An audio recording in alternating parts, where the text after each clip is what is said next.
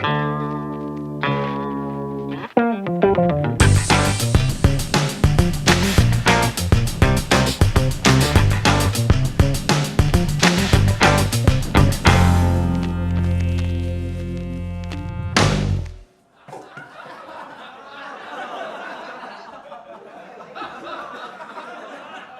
to Prep Rally. I'm your host, Chip Souza, sports editor of the Northwest Arkansas Democrat-Gazette. Got a lot of ground to cover in today's show. The high school basketball season just comes to tournament time for the smaller schools. Got wrestlers going to go for state championships this weekend in Little Rock, and swimmers and divers hit the water this week and next week in state competition. We'll kick off the show this week with wrestling as the season reaches the state finals this weekend in Little Rock at the state meet at Arkansas Little Rock's Jack Stevens Center. Joining me today is Paul Boyd, the NWADG's wrestling guru, who actually knows the difference between a suplex and a half Nelson, don't you, Paul? I do. We're going to demonstrate it. High school wrestling has really grown in the region, Paul, over the last 6-7 years and continues to gain in popularity. It's always, really been big in Oklahoma and Missouri. Now you're starting to see more and more Arkansas kids get college opportunities in wrestling, and so that's a really good thing for the state. Paul covered the Big West Wrestling Conference meet last week in Bentonville West. Bentonville High won the team title over there. Tigers had 10 wrestlers who medaled, and they won 4 individual titles. Is that right, Paul? That's correct. Good deal. Paul, can you give us like a real quick recap of what happened at the Big West and then kind of a look ahead at this weekend's state wrestling meet? Well, Bentonville, Bentonville won the Big West title. Nice there, got some really nice momentum going after winning dual state the week before. Performed very well in both meets. Again, four kids won Big West titles. They will be probably a favorite, I would say, to win the 6A, 7A state title this weekend. They have 10 kids who are ranked or who are seated in the top 5. Wow. That's the most of any 6A, 7A school. Second is Springdale Har-Ber with 8, and then Searcy with 7. So they'll have they have the upper hand there as far as the seated kids go. Paul got some video last weekend at the Big West Conference meet. Let's take a look at that video right now. Come on, Reagan, we need this. Let's go. Up your knees, Reagan.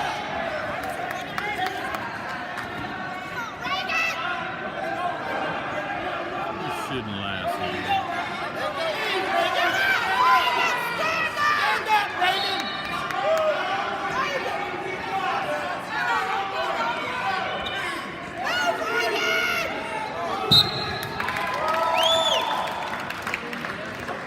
So, Paul, who would be some of the favorites to watch this weekend at the state meet and maybe work your way from the smaller weight classes up to the larger class and looking at some of the Northwest Arkansas kids we think might have a chance? Well, there are several Northwest Arkansas kids who got top seeds who will put them as favorites. And first, we'll start at 106, the smallest weight class. Isaac Ponce from Springdale High is the 1 seed and definitely the favorite to follow in his older brother's footsteps. Okay. His older brother, Trey, was the state champion at 106 a year ago. We've got a couple of kids. We got Brendan Davis from Har-Ber is the 1 seed at 113.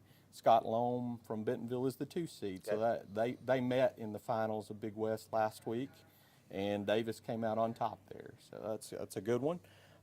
Again, at 126, we've got a pretty good group there. Searcy kid Brad Brown is the 1 seed at 126, but Bentonville's Obie Smith is 2. Okay. Stephen Fox from West is 3. At 138, Jake Turner will definitely be the favorite. He's the Big West champion. He's 50-1 this year. Wow. So also some others. Bentonville, again, talking about Bentonville a lot. They have the 1 seed. Luke Brandon is the top seed at 170. Okay. He has a chance to be a 3-time state champion. Cash Jones, also 145, the 1 seed. Logan Schmidt, sophomore from Bentonville, also the 1 seed at 132. Boy, just a lot of great wrestlers up here. A lot of hardware to bring back to Northwest Arkansas on Saturday. A lot of opportunities. Should be really a good competitive meet. We'll see how things shake out with adding the extra teams from around the state, but I think Bentonville is definitely the favorite coming in. Paul, what about the lower classifications? We have any athletes who will be factors there, you think? Not really. I mean, Pulaski Academy is one that, and probably Greenbrier will probably kind of go head-to-head for the team title there. Paul will have complete coverage of the state wrestling meet in Sunday's Northwest Arkansas Democrat-Gazette. We appreciate Paul for joining us here. We're going to take a break right now, and when we come back, we'll take a look at basketball as tournament time rolls around for this lower classifications, which started this week at the district level. The next week will be regional, and then every classification will move into state the week after that. Let's take a look now at the outstanding photography that our NWADG photo staff has gotten over the last week, and when we come back, we'll be joined by Scotty Borderland.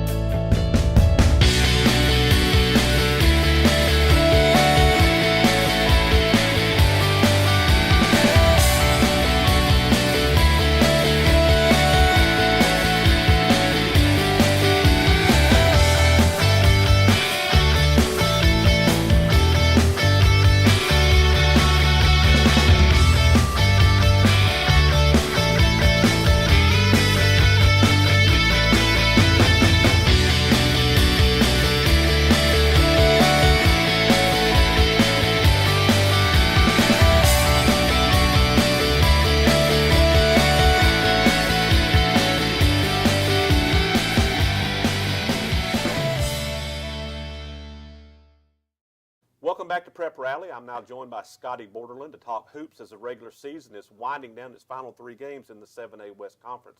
Scotty covers Springdale schools for the NWADG. Scotty, the Har-Ber Wildcats have taken over sole possession of first place on the boys' side after beating Bentonville last week in an overtime thriller. Break down the Wildcats for us, if you will. As of right now, they're 19-6 overall. Only 2 schools in Class 7A have at least 19 wins. There you go. Har-Ber's one of them, North Little Rock being the other. They got to 20 wins the other night. Har-Ber's 10-1 in the league. Tyler Perry's game winner the other night gave him sole possession, first place, and he's only 16 years old, just a sophomore. Wow. Averaging 17 points a game in league play. But last night they got 16 points from Tyler Garrett, their junior guard, and not many teams are going to beat them when they shoot 12 out of 22 from 3. They had 6 guys last night score at least 8 points, had 4 in double figures. So obviously you know about Tyler Perry, but they can beat you in a lot of different ways. And Austin Garrett last night, the little brother of I think he's Tyler like 14 Garrett. years old, right? Yeah, he's 14. He's a freshman. Came into the game 0 for 6 from 3, hit his first 2 of the season last night. So they get contributions from guys like him, Zane King, Chop Sanders, any of those guys. They're going to be a handful for anybody in Class 7A. And we know seeding is going to be huge, coming into the 7A state tournament in Van Buren in a couple of weeks. And we know the Central is loaded. We know that. Right. How do you think the West will stack up against the Central, in your opinion, when state tournament time gets here? Right. Well, we all know that 12 teams make it to the state tournament. Just kind of the reality of it, I think 6 teams have a chance, or 6 teams are going to be taken seriously come state tournament time. And I think 4 of them are from the Central. Wow. Har-Ber's one of them. Bentonville's another one. Bentonville's tough. Their 13 in record is kind of misleading because they had a front-loaded non-conference schedule. They did play a really tough early schedule, Right. and were without one of their best players too to start Sure, the season. sure. And now that they've got that together, they are. You're absolutely right. They are going to be a factor. No doubt. Yeah, but North Little Rock, I think, would be the favorite in a lot of people's minds. Cabot's right back in contention for Defending a state title champions, too. yeah. Sure, they've got Bobby Joe Duncan and the Stanley kid back from last year's state title team, and Northside's having a great year. I think they're at 18 wins. Isaiah Joe and Tevin Brewer just Maybe the best Northside team they've had in a while. no doubt. Yeah, any given night those two could go for 45 or 50 points. So the Central's loaded. I think everybody's just kind of just anxious to see how the West is going to stack up, but Har-Ber keeps continuing this momentum. They got a chance to go to the state tournament with 22 wins if they close out Wow. the regular season with 3 wins, like Scott Boland's hoping they will. Well, Tuesday night, it was no surprise. Har-Ber routed Bentonville West 72-49 to, like you said, to win their 19th game of the season. They're 19-6 overall, 10-1 in the conference. Tyler Garrett had 16 in that game. Also Tuesday night, Bentonville earned a pretty big win at home, 54-43 against Springdale High.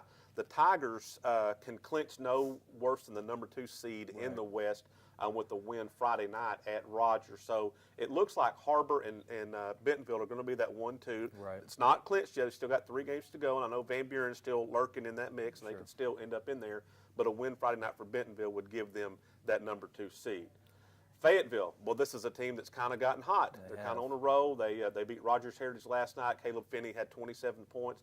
3 straight wins for Fayetteville, and Fayetteville appears to be getting hot at just the right time. Absolutely, yeah. They host Har-Ber on Friday night. That could be kind of a trap game for Har-Ber. It could be. The last time they met, it was an overtime game. Right. Har-Ber won 60-59. Now I know Fayetteville came out shooting from the parking lot and Yeah, hitting everything they 8 threes put in the up. first quarter. Yeah. Yeah, but this one could end up being a great game. So on the boys' side, it looks like, barring any upsets in the last week or last 3 games, it looks like Har-Ber and Bentonville are going to be that 1 and 2 seed. They're going to get first-round buys in the 7A state tournament. So that's the way it appears heading down the last couple of games that it's going to be.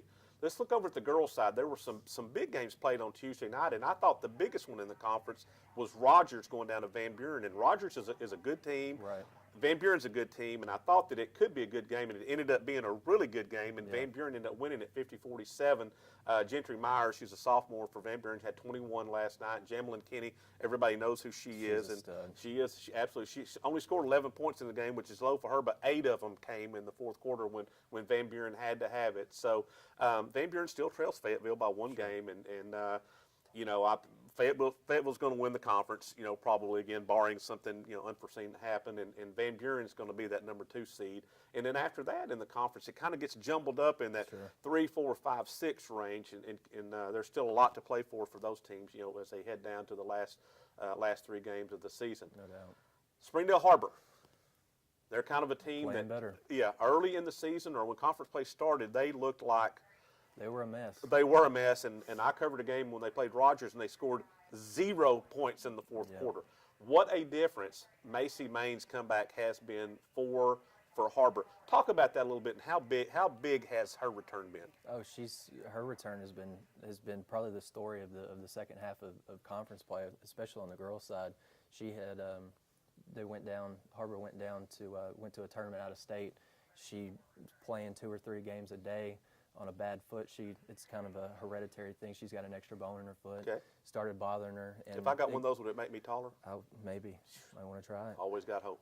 But she came back. She couldn't play on it, and so she missed the team's first 7 or 8 conference games, and she's come back. And Jamie Green has been ecstatic with her being back. She kind of provides a calming influence over their offense, and they call her Mama Mains. So she provides a sense of leadership that they were missing at the beginning of conference play. Well, you spoke with Coach Green last night after the game. Let's listen to what Coach Green had to say about her Lady Wildcats.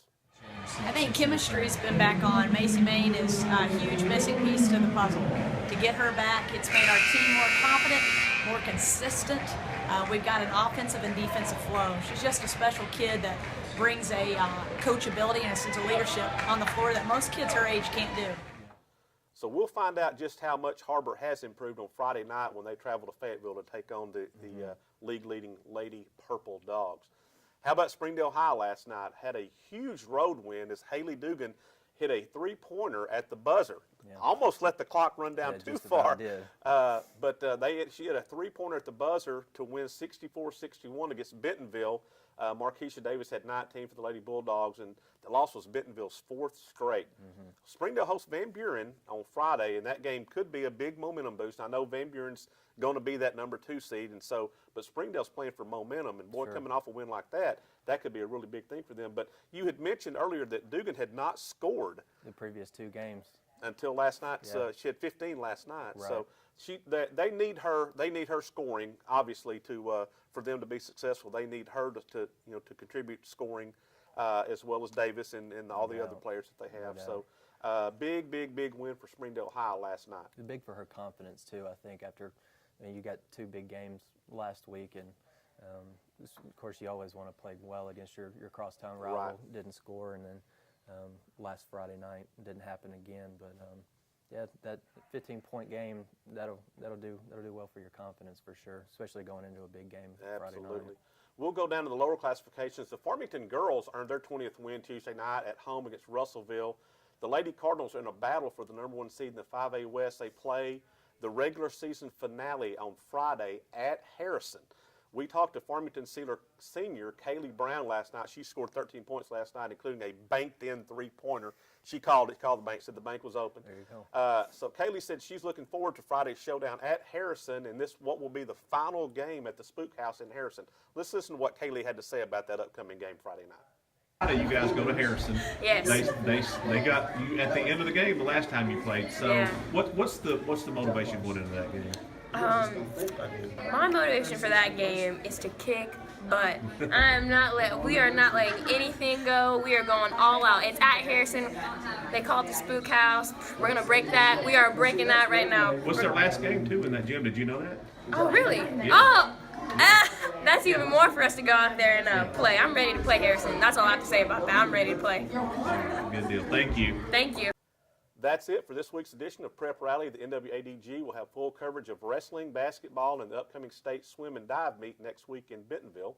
Don't forget to check out even more coverage at arpreps.com with daily blogs, video, and more. Thanks for joining us, and we'll see you at the gym. It's good!